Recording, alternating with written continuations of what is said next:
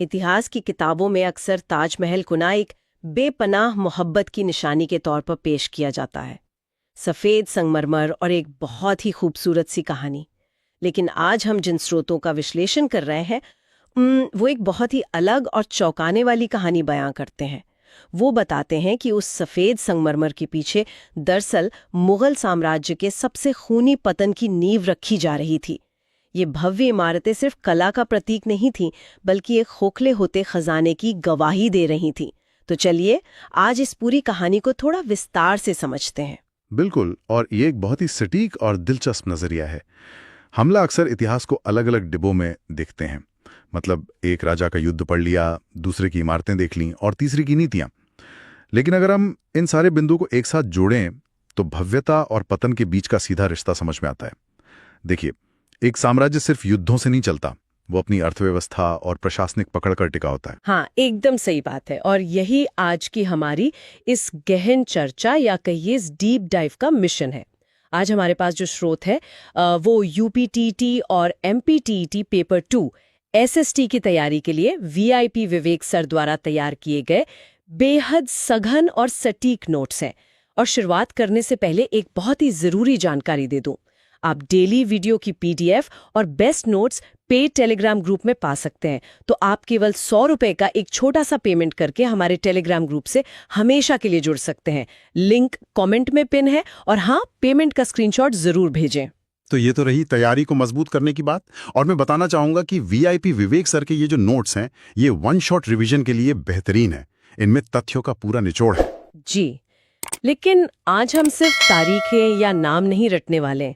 हम इन सटीक तथ्यों के पीछे छुपे उन पैटर्न्स को डिकोड करेंगे जो ये बताते हैं कि नीतियां, प्रशासन और एक शासक की व्यक्तिगत सनक कैसे एक साम्राज्य को सदियों तक चला सकती हैं या फिर उसे ताश के पत्तों की तरह बिखेर सकती हैं। एकदम सही।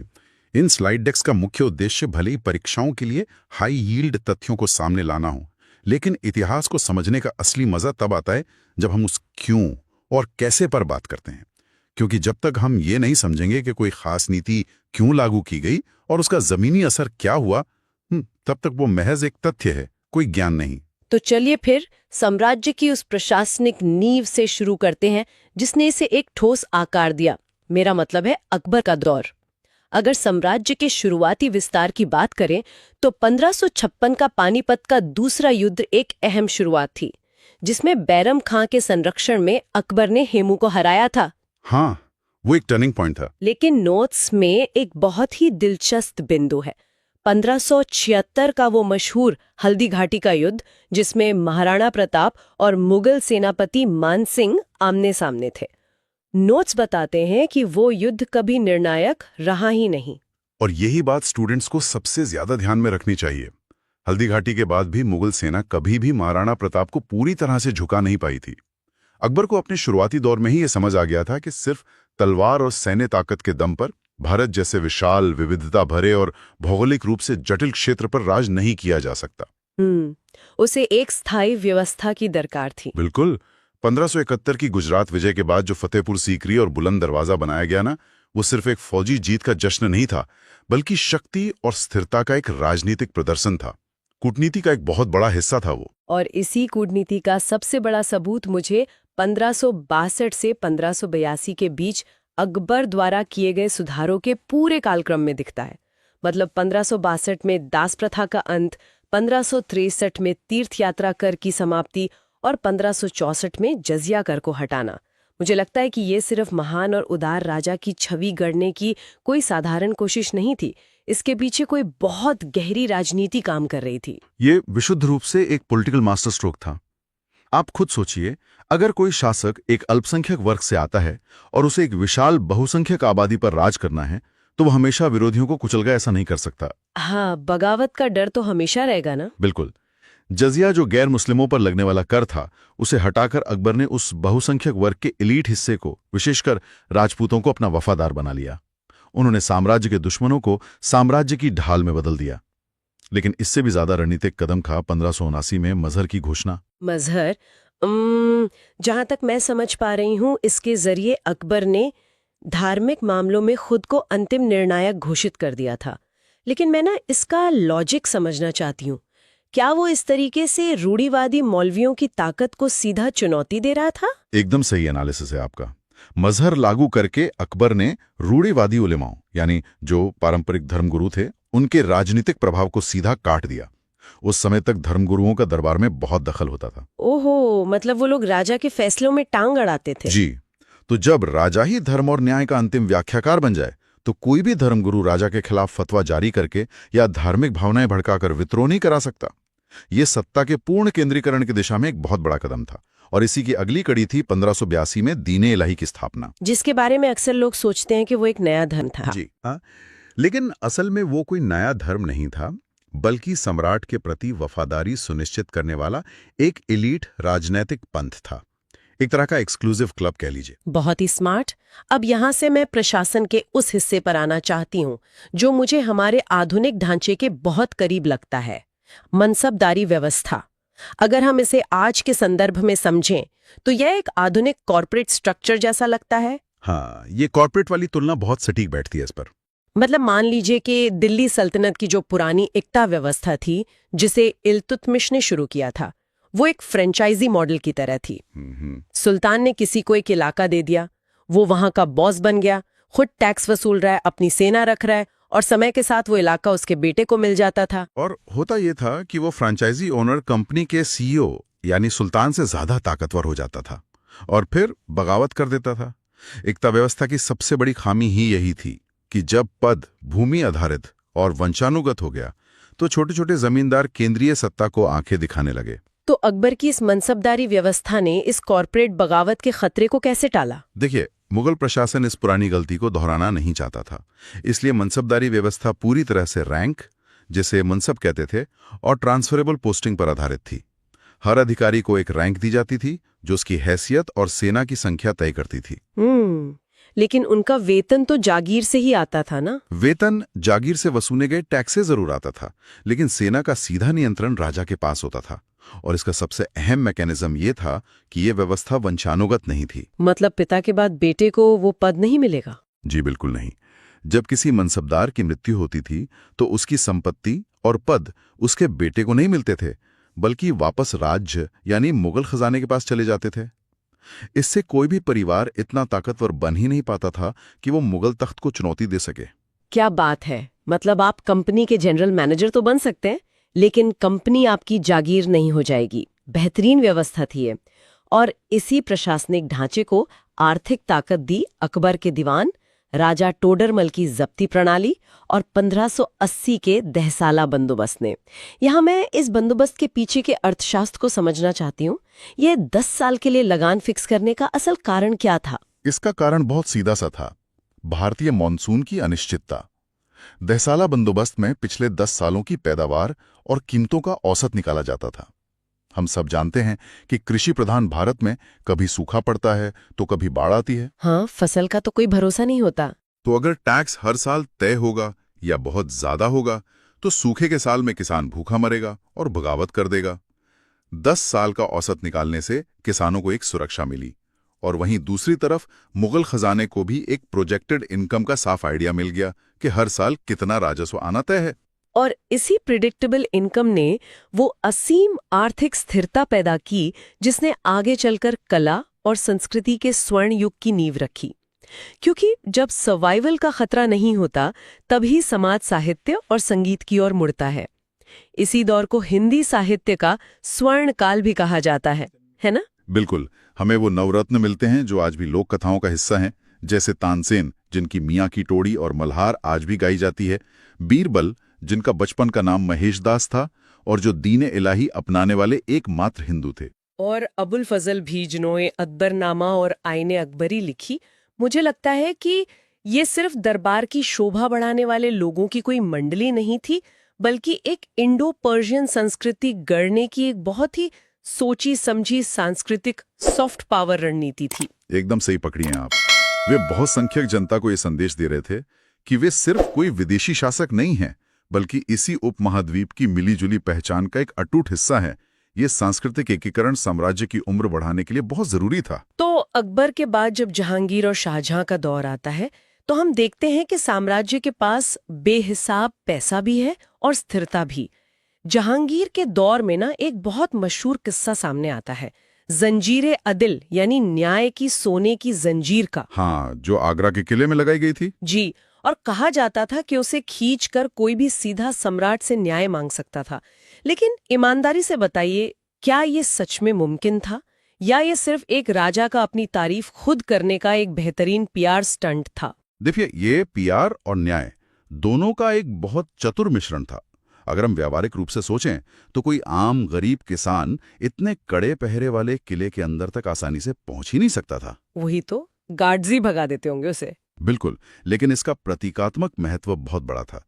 ये जंजीर पूरे साम्राज्य में ये संदेश देती थी कि सम्राट न्याय का सर्वोच्च स्रोत है और वो किसी भी अधिकारी से ऊपर अपनी प्रजा की पहुंच में है। एक मनोवैज्ञानिक असर डालता था। जहांगीर के इसी काल को चित्रकला का स्वर्ण काल भी कहा जाता है। नोट्स में बताया गया है कि वो चित्रकला का इतना बड़ा पारखी था कि दावा करता था कि अगर एक पेंटिंग को कई लोगों ने मिलकर बनाया हो तो वो बता सकता है कि आंख किसने बनाई और भौहें किसने। ये थोड़ा एग्जैजरेशन नहीं लगता? हाँ, इसमें शासक का खुद को महिमा मंडित करने का स्वभाव साफ झलकता है, लेकिन ये इस बात का भी प्रमाण है कि दरबार का फोकस अब विस्तार और युद्ध से हटकर पूरी तरह से कला के माइक्रो डिटेल्स पर आ चुका था। और जहांगीर के इसी दौर में हमें नूरजहां का वो अभूतपूर्व राजनीतिक और सांस्कृतिक दबदबा दिखता है जो मुगल इतिहास में किसी और रानी का कभी नहीं रहा। जी, नूरजहां के नवाचारों का जिक्र बहुत प्रभावशाली है। एतमादुद्दौला का मकबरा जो उन्होंने बनवाया, वास्तुकला में एक नई क्रांति लेकर आया। इसमें पहली बार सफेद संगमरमर और पित्रादूरा तकनीक का प्रयोग हुआ। ये वो तकनीक है जहां पत्थरों में बहुत बारीकी से कीमती रत्नों को तराश कर जड़ा जाता है। और सिर्फ वास्तुकला ही नहीं, नूरजहां की मां असमत बेगम द्वारा गुलाब से इत्र निकालने की विधि का आविष्कार भी इसी समय हुआ। ये सब उस अपार विलासिता को दर्शाता है जो मुगल दरबार की रगों में दौड़ने लगी थी। और विलासिता के इसी खुमार के बीच एक बहुत ही बारीक सी हलचल हो रही थी, जिसे शायद मुगल दरबार अपने गुरूर में नजरअंदाज कर रहा था। 1615 में कैप्टन हॉकिंस और सर थॉमस रो भारत आते हैं और उन्हें सूरत में अंग्रेजों की पहली फैक्ट्री लगाने की अनुमति मिल जाती है। मुगल अपनी असीम दौलत में इतने मग्न थे कि उन्हें अंदाजा ही नहीं था कि समंदर के रास्ते एक ऐसा बदलाव भारत में घुस रहा है जो सदियों बाद उन्हें जड़ से उखाड़ फेंकेगा। उफ, ये एक बहुत ही बड़ी ऐतिहासिक ब्लाइंड स्पॉट थी। खैर, इसके बाद जब शाहजहां का दौर आता है तो वास्तुकला अपने चरम को भी पार कर जाती है। शाहजहां का काल स्थापत्य कला का स्वर्ण युग माना जाता है। लाल बलुआ पत्थर की जगह अब पूरी तरह से सफेद संगमरमर ने ले ली थी। बिल्कुल, एक से बढ़कर एक इमारतें बनी। उस्ताद ईसा खान और उस्ताद अहमद लाहौरी द्वारा डिजाइन किया गया ताजमहल, दिल्ली का लाल किला, जामा मस्जिद, आगरा की मोती मस्जिद और लाहौर का शीश महल, यहाँ तक कि वो मशहूर मयूर सिंहासन भी जिसमें पित्रादुरा का प्रयोग था और यूनानी देवता ऑर्फियस का चित्रण था। ये एक के बाद एक मेगा प्रोजेक्ट्स की बाढ़ थी और मैं बताना चाहूंगा कि यहीं से साम्राज्य के पतन का वो अध्याय शुरू होता है जो बाहर से बहुत चमकदार था लेकिन अंदर से एकदम खोखला हो चुका था। और यहीं पर मुझे लगता है कि कहानी सबसे ज्यादा दिलचस्प हो जाती है। शाहजहां के इस बेतहाशा खर्च को देखकर तो यही लगता है कि खजाना पानी की तरह बहाया जा रहा था। इतने सारे मेगा प्रोजेक्ट्स के लिए पैसा हवा से तो नहीं आता ना। क्या यही वजह थी कि शाहजहां के आखिरी दिनों में 1657 और 58 का उत्तराधिकार का युद्ध इतना खूनी और निर्मम हो गया? ये बिल्कुल सीधा सा गणित है। जब किसी भी बड़ी व्यवस्था या साम्राज्य की अर्थव्यवस्था केवल अनुत्पादक संपत्तियों पर खर्च होने लगती है, जैसे कि मकबरों, महलों और सिंहासनों पर, तो उसका बुनियादी प्रशासनिक और सैन्य ढांचा कमजोर पड़ने लगता है। मतलब रिटर्न ऑन इन्वेस्टमेंट कुछ नहीं था। एकदम सही। खजाने पर दबाव बहुत ज्यादा था। शाहजहां के बेटों के बीच का वो उत्तराधिकार युद्ध सिर्फ सत्ता की भूख नहीं थी, ये तेजी से सिकुड़ते संसाधनों पर कब्जा करने की एक हताश लड़ाई थी। और इस युद्ध ने मुगल साम्राज्य की पूरी दिशा ही बदल कर रख दी। औरंगजेब ने सत्ता हथिया ली और अपने ही पिता शाहजहां को आगरा के किले में कैद कर दिया। लेकिन जो बात इस पूरे घटनाक्रम में सबसे ज्यादा चुभती है वो है दारा शिकोह का अंत। हाँ, वो इतिहास का एक बहुत दुखद हिस्सा है। दारा शिकोह कोई आम राजकुमार नहीं था। वो शाहजहां का सबसे विद्वान बेटा था, जिसने भगवद गीता और उपनिषदों का फारसी में अनुवाद किया था। वो अकबर की तरह ही दो अलग अलग संस्कृतियों के बीच एक वैचारिक पुल बना रहा था। औरंगजेब का दारा शिकोह को दरकिनार करके उसकी हत्या करवा देना, मुझे लगता है कि यह सिर्फ एक राजकुमार की हत्या नहीं थी, बल्कि उस इंडो पर्शियन सांस्कृतिक प्रयोग की हत्या थी जो सदियों से चल रहा था। मैं पूरी तरह सहमत हूं। कई इतिहासकार मानते हैं कि दारा शिकोह की हार भारत के इतिहास का एक बहुत बड़ा वॉटिफ है। अगर दारा शिकोह तख्त पर बैठता तो शायद मुगल साम्राज्य की नीतियां अकबर जैसी ही लचीली और सहिष्णु रहती। लेकिन औरंगजेब की जीत के साथ मुगल सत्ता एक बहुत ही कट्टरपंथी और सख्त दौर में प्रवेश कर गई, जिसने साम्राज्य की जड़ों को ही काटना शुरू कर दिया। स्रोतों में औरंगजेब के लिए जिंदा पीर शब्द का इस्तेमाल किया गया है, लेकिन उसका व्यक्तित्व मुझे विरोधाभासों से भरा हुआ लगता है। एक तरफ उसका शासन पूरी तरह से कुरान के नियमों, जिसे दारुल इस्लाम कहते हैं, उस पर आधारित था। उसने दरबार में संगीत पर पूर्ण प्रतिबंध लगा दिया था। लेकिन नोट्स में एक तथ्य चौंकाता है कि औरंगजेब खुद वीणा बजाने में बहुत निपुण था। यह विरोधाभास हमें यह समझने में मदद करता है कि किसी शासक के व्यक्तिगत शौक और उसकी राजनीतिक नीतियों के बीच कितनी बड़ी खाई हो सकती है। औरंगजेब ने नौरोज का उत्सव बनाना बंद करवा दिया, राजा का झरोखा दर्शन बंद कर दिया। ये वो परंपराएं थीं जो मुगलों को आम भारतीय जनता से जोड़ती थी ना? बिल्कुल, उसने वो सारे कनेक्शंस काट दिए। लेकिन जो सबसे विनाशकारी कदम था वो था गैर मुस्लिमों पर जजिया कर को फिर से लागू करना। मैं इसी फैसले के लॉजिक को समझना चाहती हूँ। औरंगजेब कोई नासमझ शासक तो नहीं था। उसे पता होगा कि जिस कर को अकबर ने इतने राजनीतिक सोच विचार के बाद हटाया था, उसे वापस लाने से बगावत पक्की है। तो फिर उसने ये जोखिम क्यों लिया? क्या ये सिर्फ उसकी धार्मिक कट्टरता थी या इसके पीछे खाली हो चुके खजाने को भरने की कोई आर्थिक मजबूरी थी? देखिए, अगर हम इसे बाह्य परिप्रेक्ष्य में देखें तो इसके पीछे दोनों कारक थे। शाहजहां के दौर की बेतहाशा वास्तुकला और लगातार हो रहे युद्धों की वजह से खजाना खाली था। उसे भरने के लिए उसे पैसे की सख्त जरूरत थी। लेकिन साथ ही ये एक राजनीतिक हथियार भी था। वो कैसे? अमीरों को एकजुट करना चाहता था। हालांकि इसका जमीनी परिणाम बहुत ही भयानक हुआ।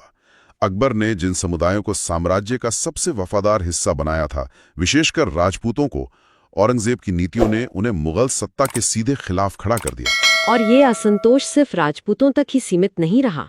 सिख धर्म के 9वें गुरु तेग बहादुर जी की शहादत इसका एक बहुत दर्दनाक उदाहरण है। नोट्स बताते हैं कि औरंगजेब ने इस्लाम न अपनाने के कारण उन्हें फांसी दे दी। इस एक घटना ने मुगलों के खिलाफ एक ऐसी ज्वाला भड़का दी जो कभी शांत नहीं हुई। और फिर मराठों के साथ उनका लंबा संघर्ष। हाँ, 1665 में शिवाजी के साथ पुरंदर की संधि हुई और बाद में औरंगजेब ने धोखे से शिवाजी को आगरा में कैद कर लिया।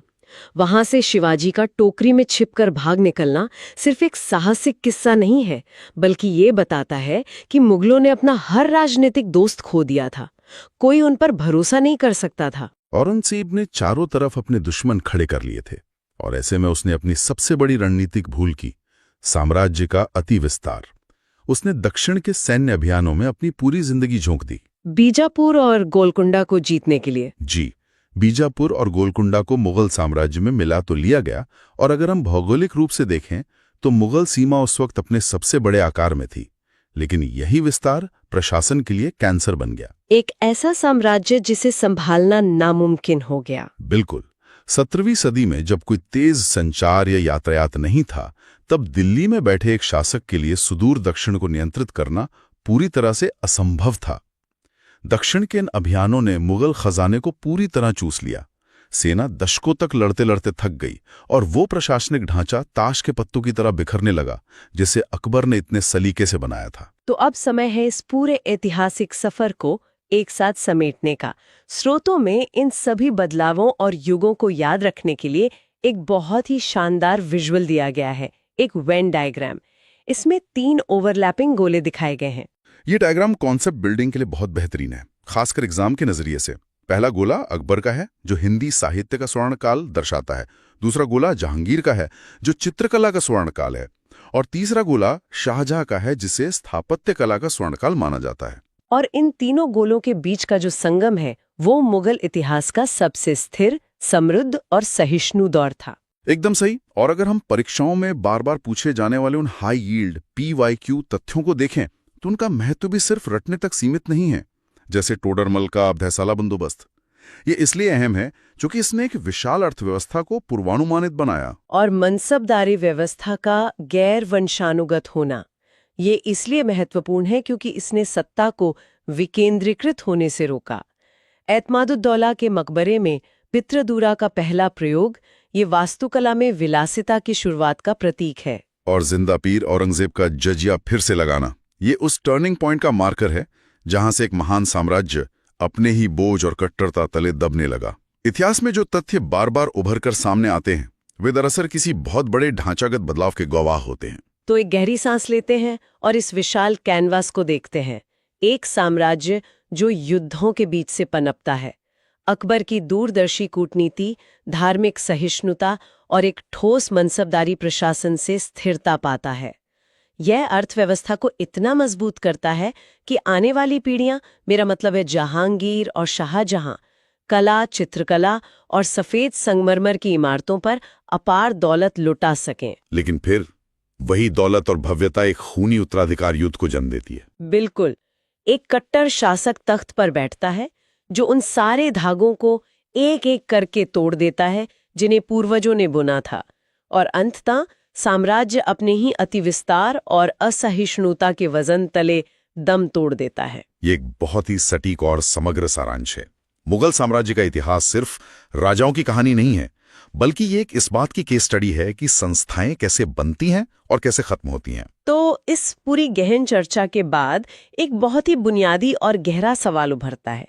ये एक ऐसा सवाल है जिस पर गहराई से विचार करना जरूरी है कि क्या इतिहास खुद को अलग अलग रूपों में दोहराता है? बहुत ही दिलचस्प सवाल है। क्या किसी भी महान व्यवस्था, बड़े साम्राज्य या यहाँ तक कि आज की किसी बड़ी वैश्विक संस्था का पतन हमेशा बाहरी ताकतों के हमले से होता है, या फिर पतन की वो खामोश शुरुआत तब होती है जब उस व्यवस्था की शुरुआती, लचीली और सबको साथ लेकर चलने वाली नीतियां समय के साथ सख्त, अनसुनी और असहिष्णु नियमों में बदल जाती हैं? आप लोग इस बारे में जरूर सोचिएगा।